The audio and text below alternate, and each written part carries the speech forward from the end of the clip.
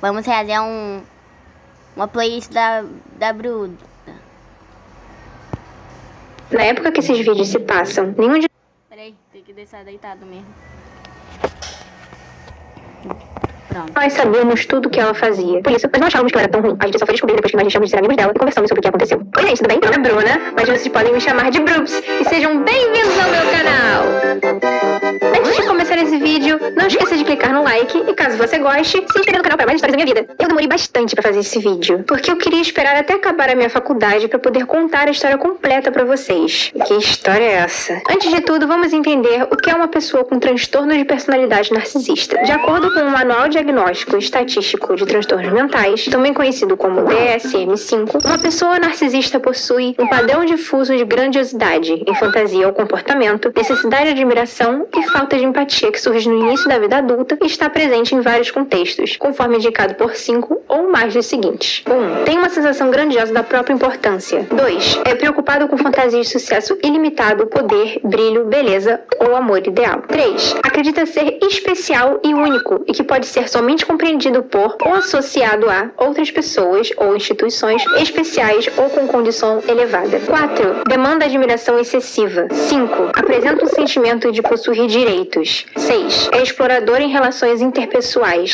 Tira vantagem de outros para atingir os próprios fins. 7. Carece de empatia. Reluta em reconhecer ou identificar-se com os sentimentos e as necessidades dos outros. 8. É frequentemente invejoso em relação aos outros ou acredita que os outros o invejam. E 9. Demonstra comportamentos ou atitudes arrogantes e insolentes. Guardem essa informação, porque isso vai ser muito importante para a história. Então vamos começar. Essa pessoa que eu vou falar foi uma amiga nossa da faculdade, que a gente teve 3 anos de convívio até tudo se desfazer. Ela era uma pessoa invejosa, que se achava melhor do que todo mundo, só queria fazer as coisas do jeito dela, dizia que era sua amiga e ficava falando mal de você pelas costas, ficava jogando todos do nosso grupo uns contra os outros e odiava qualquer mulher. Inclusive mulheres que não existem. Isso é apenas um resumo do que eu vou contar pra vocês ao longo desses vídeos, porque é tanta coisa que eu tive que dividir vários roteiros, senão vai ficar 3 horas de vídeo. É sério, não tô brincando. A história começa no começo do começo, primeiro ano da faculdade de animação. E aqui temos a nossa personagem principal. Vamos chamar ela de Batata, porque, né? No começo, ela era uma pessoa que era muito extrovertida e sempre ajudava os outros. E aqui temos a nossa personagem principal. Vamos chamar ela de Batata, porque, né?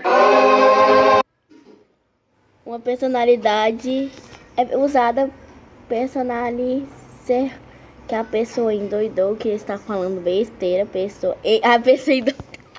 No começo, ela era uma pessoa que era muito extrovertida e sempre ajudava os outros, tanto que ela até virou representante de turma. Ela tinha uma presença tão forte que todos prestavam atenção nela quando ela falava. A primeira a interagir com ela foi a Amanda. Um dia ela chegou na sala e só tinha a Batata. Então, ela se sentou ao lado dela. Logo, a Amanda percebeu que a Batata não estava lá com uma cara muito boa e perguntou o que tinha acontecido, o que foi o pior erro da vida dela. E com isso, a Batata simplesmente começou a jogar todos os problemas pessoais dela na Amanda. E no final do monólogo dela, ela ficou toda feliz e disse: "Nossa, você é tão legal, vamos trocar o nosso número de telefone?" E quando a Amanda chegou em casa naquele dia, ela recebeu a seguinte mensagem: "Eu adorei te conhecer, sinto que seremos melhores amigas." Nesse momento, todas as bandeiras vermelhas levantaram na cabeça da Amanda. Agora deu Ela achou que aquilo era um comportamento meio estranho. Fala logo isso de cara pra alguém que você acabou de conhecer. Parecia algo de alguém manipulador. Mas ela também achou que ela apenas fosse uma pessoa carente e ignorou os sinais. Como eu e a Amanda já éramos colegas, a Batata entrou logo em seguida, depois o Marcão e por fim a Miguca. Enquanto nos conhecíamos, a Batata ia contando umas coisas sobre a vida dela que não faziam muito sentido. Ela nunca sabia dar uma explicação da situação e parecia que ela contava as coisas pela metade. Uma delas era o fato dela nunca ter tido amigos.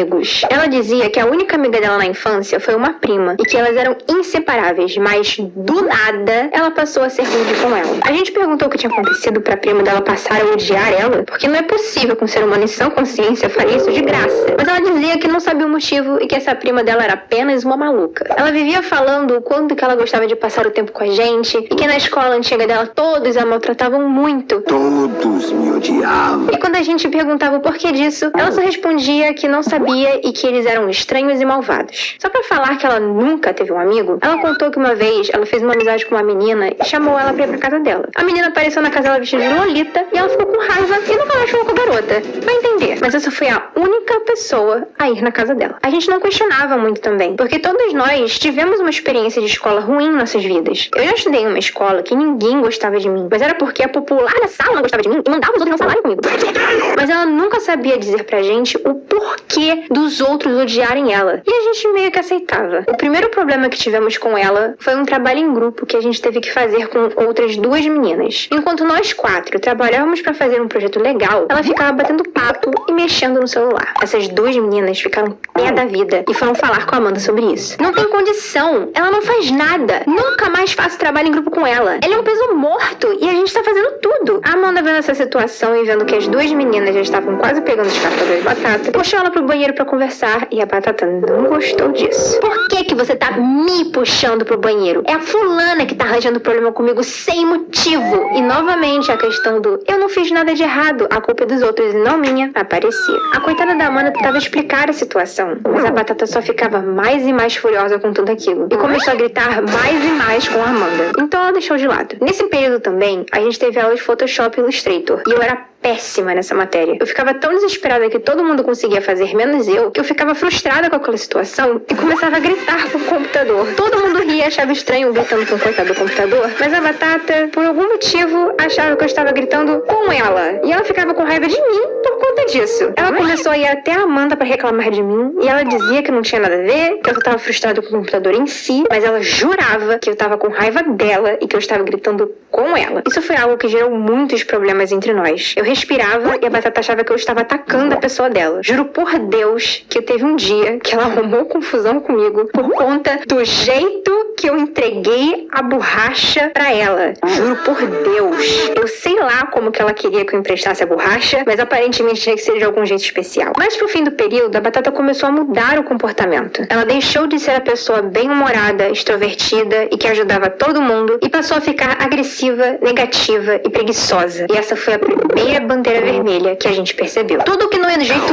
dela, ela gritava, esperneava e se debatia igual uma criança de 5 anos. Ela não fazia mais os trabalhos direito e quando fazia, era de qualquer jeito ou então era ela que monopolizava o trabalho para ser feito exatamente como ela queria e descartava qualquer opinião nossa. Tá muito chato! Mas eu acho que por a gente ainda não se conhecer muito bem, a gente achou que ela só tava cansada, porque a gente já tava no final do primeiro período da faculdade e realmente foi um período estressante pra gente. Eram 9 matérias para dar conta, professores malucos, a gente tendo que acordar às 5 da manhã pra pegar a condução em pro centro do Rio. Tudo isso foi extremamente cansativo e estressante pra todos nós. Então a gente meio que relevou tudo isso e seguiu em frente. Mas a gente mal sabia o que estava por vir e com o que a gente ia ter que lidar.